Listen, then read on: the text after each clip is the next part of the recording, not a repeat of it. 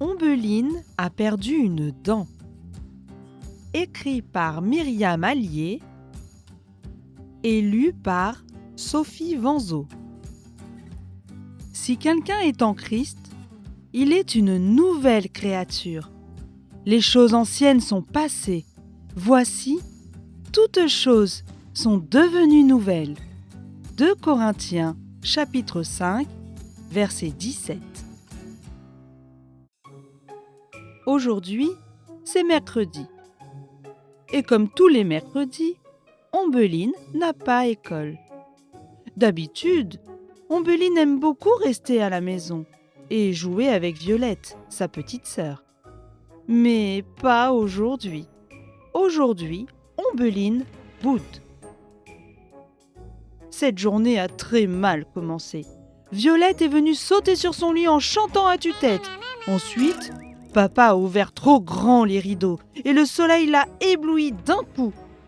Au petit déjeuner, maman a insisté pour qu'elle termine sa tartine à la confiture.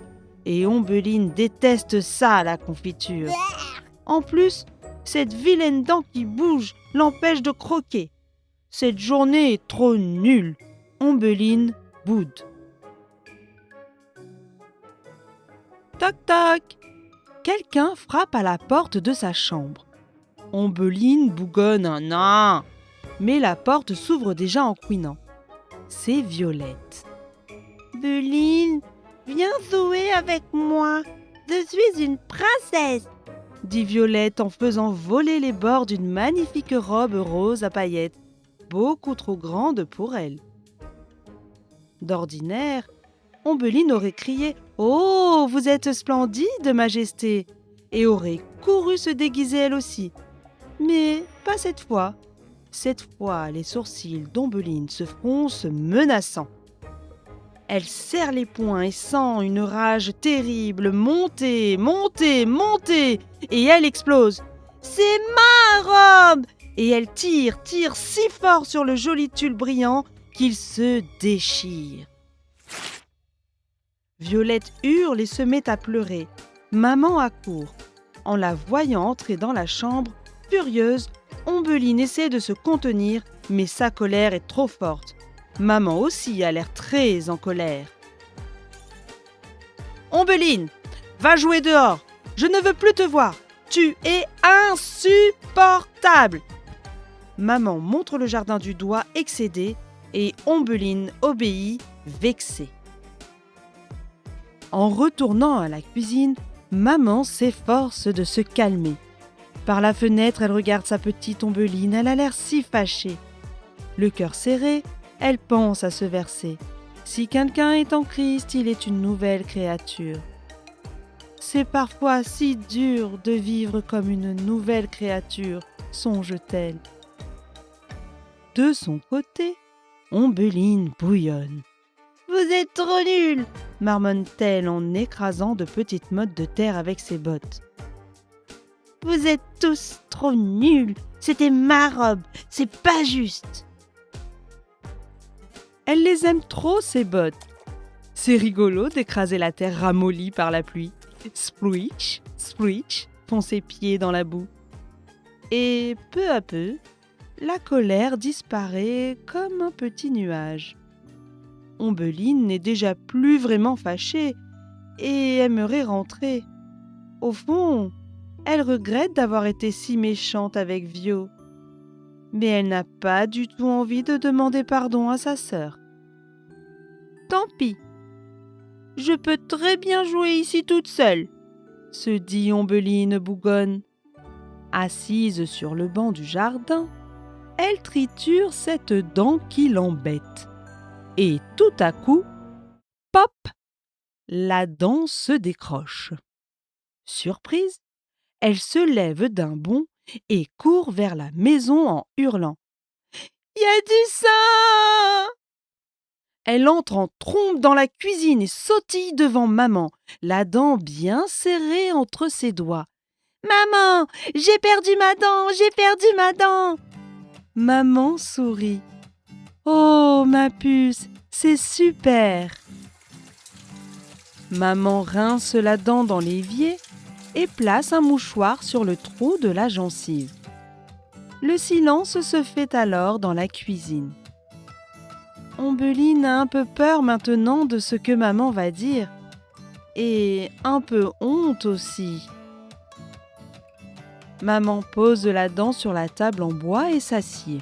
« Viens t'asseoir près de moi, ma chérie. » À contre-cœur, Ombeline obéit, encore un peu trop fière. Maman caresse la joue douce de sa fille. « Tu sais, dit maman, quand j'ai fait confiance à Jésus pour être sauvée, il a fait une chose incroyable. Il m'a complètement changée. C'est comme si la maman d'avant n'existait plus. Tu sais comment elle était, cette maman d'avant ? » Ombeline secoue la tête. Elle croyait qu'elle était la personne la plus importante au monde. Du coup, elle ne voulait jamais être dérangée ni par Dieu ni par les autres.